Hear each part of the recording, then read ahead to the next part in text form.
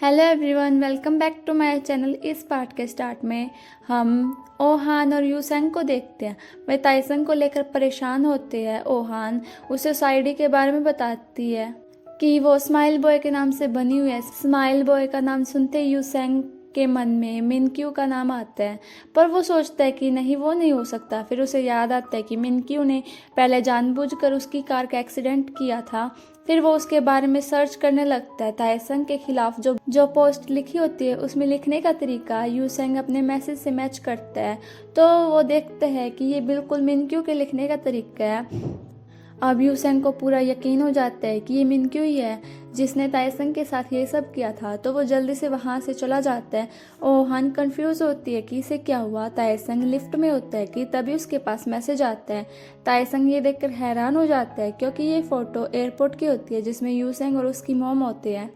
साथ ही लिखा होता है, मासूम चेहरों से पागल बनना छोड़ दो।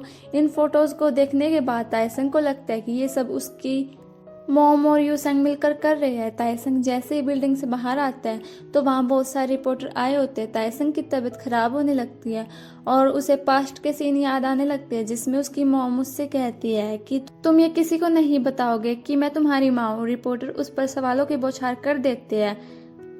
उससे ये सहन नहीं होता और वो बेहोश हो जाता है और नीचे गिर जाता है। दूसरी तरफ यूसेंग मिस्टर सोंग के ऑफिस आता है। मिनक्यू उससे कहता है, मुझे नहीं लगा था तुम्हें इतनी जल्दी पता चल जाएगा कि मैं कौन हूँ। वो ताइसंग के बारे में बुरा बोलने लगता है। यूसेंग उस पर गुस्सा करता है और उसकी कॉलर पकड़ लेता है। मिनक्यू हंसकर कहता है, तुम्हें इतना गुस्सा क्यों आ रहा है और मैंने गलती क्या की है? अगर कोई किसी सेलिब्रिटी को पसंद नहीं करता तो इसमें कोई बड़ी बात नहीं है। दूसरी तरफ ताइसंग के गिरते ही ओहान उसके पास आ जाती है और उसे गले लगा लेती है। वो काफ़ी ज़्यादा रो रही होती है। रिपोर्टर उनकी फ़ोटो लेने में लगे होते हैं। इतने में मिस्टर डू बाहर आते हैं। वो रिपोर्टर को कहते हैं, अगर आपने कैमरा नीचे नहीं रखा तो ये अच्छा नहीं होगा। मैं एक लॉयर हूँ और आप सब पर केस कर दूंगा। ये सुनकर सभी कैमरा नीचे कर देते हैं।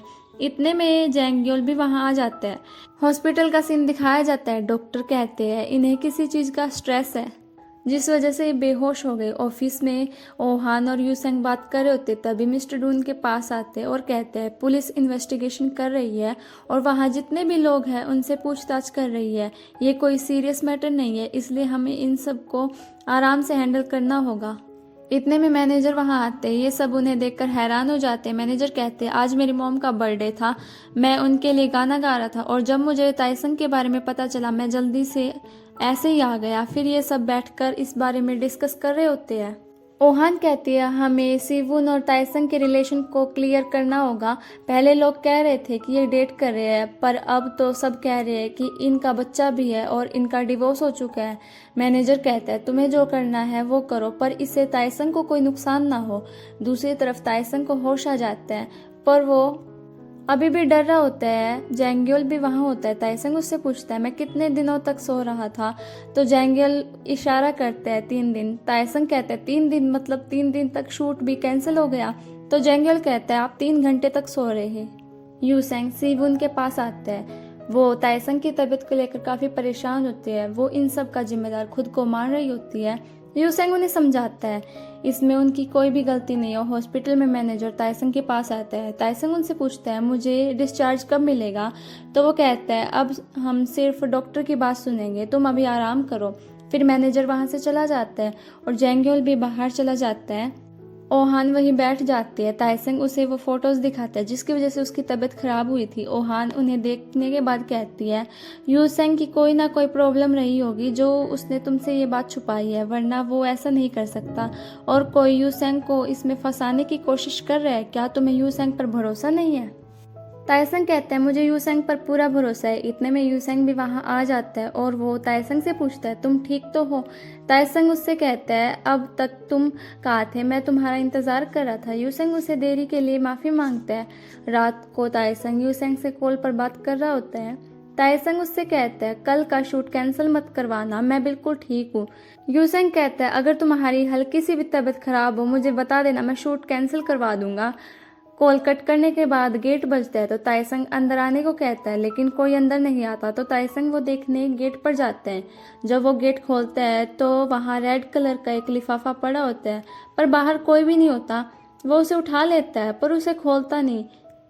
फिर दाही को देखते हैं, वो ताइसंग के एक पेज की एडमिन होती है। उसके फॉलोअर्स ताइसंग पर गुस्सा कर रहे होते हैं। दाही उनसे बात कर रही होती है। दाही उनसे कहती है इसका कोई प्रूफ नहीं कि ताइसंग सीनियर एक्टर को डेट कर रहा है, पर उसके फॉलोअर्स उसे ऐसी फोटो सेंड करते हैं जिन्हें देखकर यही लग रहा होता है कि ये डेट कर रही है। ये देखकर दाही सैड हो जाती है। दाही को रोना आ रहा होता है क्योंकि सभी ताइसंग को काफ़ी बुरा बोल रहे होते हैं। सुबह ताइसंग शूट पर आता है। जेंगल उसके पास आता है और कहता है शूट कैंसिल हो गया। फिर वे दोनों वहाँ से चले जाते हैं। फिर डायरेक्टर सभी को इकट्ठा करके ताइसंग को निकालने की बात करते हैं। जब इसकी वजह पूछते हैं तो डायरेक्टर कहते हैं हमारे मेन लीड का अफेयर चल रहा है, तो ड्रामा कैसे हिट होगा। तभी वहाँ यूसेंग आता है और उनसे कहता है आप ऐसा कैसे कर सकते हैं। तभी दाही वहाँ आकर कहती है अगर आप ताइसंग को फायर करेंगे तो आपको मुझे भी निकालना होगा, क्योंकि मैं ताइसंग के बिना ड्रामा नहीं करूँगी।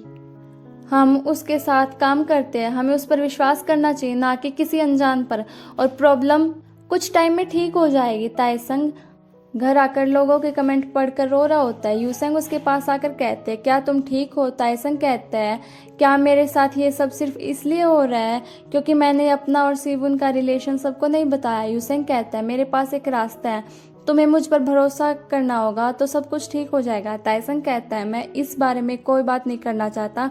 ताइसंग उससे कहता है एन वक्त पर तुमने मेरा साथ छोड़ दिया। यूसेंग उसका हाथ पकड़ लेता है, पर ताइसंग अपना हाथ छुड़वा लेता है और कहता है तुम इसलिए ही उसे वापस लेकर आए थे। यूसेंग उससे कहता है तुम मेरी बात सुनो। ताइसंग उसकी कोई बात नहीं सुनता। ताइसंग कहता है अब तुम उसके मैनेजर बन गए हो ना, उस औरत ने मेरी पूरी जिंदगी खराब कर दी। अब जब उसके पास कुछ नहीं बचा तो वो मेरे पास वापस आना चाहती। ये कहकर वो जोर से चिल्लाता है। यूसेंग कहता है तुम्हें मेरी बात सुननी होगी। ताइसंग कहता है मुझे तुम्हारी कोई बात नहीं सुननी, और वो अंदर चला जाता है। उसके जाने के बाद यूसेंग रोने लगता है और इन सब का जिम्मेदार खुद को मानने लगता है, और यहीं पे ये पार्ट खत्म हो जाता है। मिलते हैं नेक्स्ट पार्ट में, तब तक के लिए बाय बाय।